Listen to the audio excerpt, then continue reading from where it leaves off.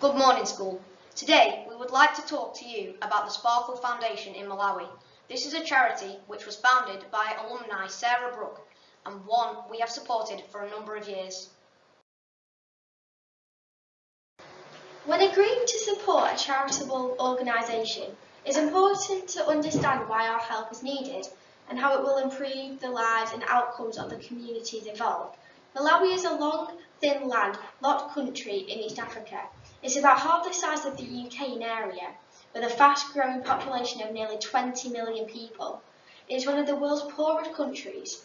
Nearly 90% of its people earn a living by farming. More than 50% of Malawians are living below the poverty line, which is estimated 20% live in extreme poverty. Malawi has one of the highest HIV prevalence rates in the world, resulting in AIDS orphans and children living with HIV. Due to a lack of education and skills, many families are unable to afford for their children to attend school.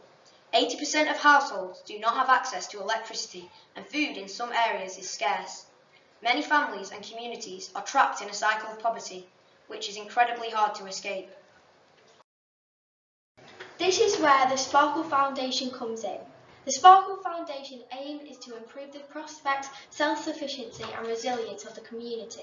It does this by focusing on education, nutrition, healthcare and community involvement. The education programmes allow children to stay in school and learn subjects and skills which will give them access to further education and jobs in the future. The Sparkle Clinic looks after the healthcare needs of the entire community by running preventative, vaccination and awareness programmes, training local healthcare workers and looking after the needs of the most vulnerable, including children with HIV.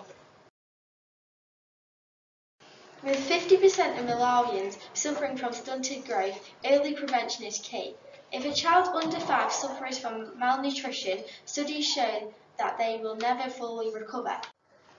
Therefore, Sparkle introduced health evaluations to identify and treat children who could be at risk of malnutrition.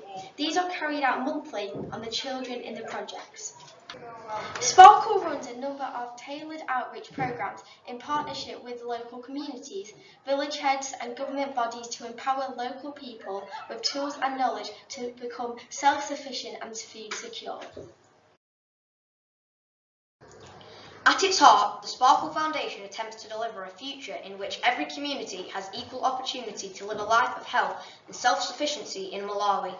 Thank you for listening to our reflection section today and for your support in our fundraising events. We are going to end with a poem, The Difference He Made by Randy Poole, and a message from alumni and CEO of the Sparkle Foundation, Sarah Brooke. Hi everyone, I'm Sarah, CEO and founder of the Sparkle Foundation. I actually went to Arnold School and left when I was 16. I'm not going to tell you how many years ago that was because it will make me feel really old. But I just want to say a massive thank you to everyone for continuing to support Sparkle. It was great to hear last year that Sparkle has now become one of the golden charities for AKS.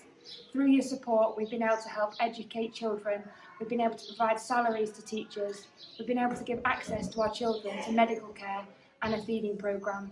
Through all the small events that you continue to run throughout the year, you're making a difference to so many lives in Malawi. Please continue to support us. I know you have the colour run coming up soon.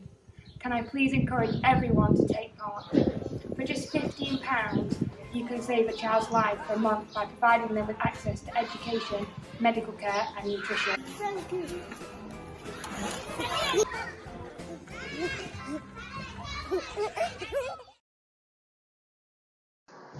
The Difference He Made by Randy Poole.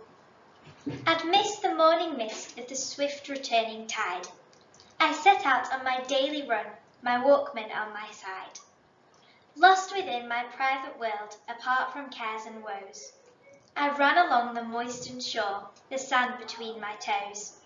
In the distance, I saw a boy, as busy as can be. He was running, stopping, picking up and tossing in the sea. Just when he threw, I could tell. I looked as I drew near. It seemed to be a rock or shell. As I approached him, I could hear, "Back you go, where you belong. You're safe now, hurry home. Your family's waiting for you, little starfish. Hurry on." It seemed the evening tide had washed the starfish on the shore, and the swift receding water left 1,000 there or more.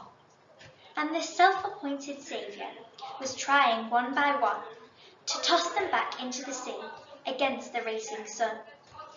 I saw the plight was hopeless, that most of them would die. I called out from my private world, "Hey kid, why even try? Must be at least 1,000 here, strewn along the beach. And even if you had the time, most you'll never reach. You really think it makes a difference to waste your time this way?" And then I paused and waited, just to hear what he would say. He stooped and took another and looked me in the eye. "It makes a difference to this one, sir. This starfish will not die." With that, he tossed the little life back where there was hope. He stooped to take another. I could tell this was no joke. The words that he spoke cut to me like a surgeon's knife. Where I only saw numbers, he only saw life. He didn't see the multitude of starfish on the sand. He only saw the little life he held there in his hand. He didn't stop to argue, to prove that he was right. He just kept tossing starfish in the sea with all of his might. So I too stopped, and I picked up, and I tossed into the sea. And I thought just what a difference that this boy had made in me.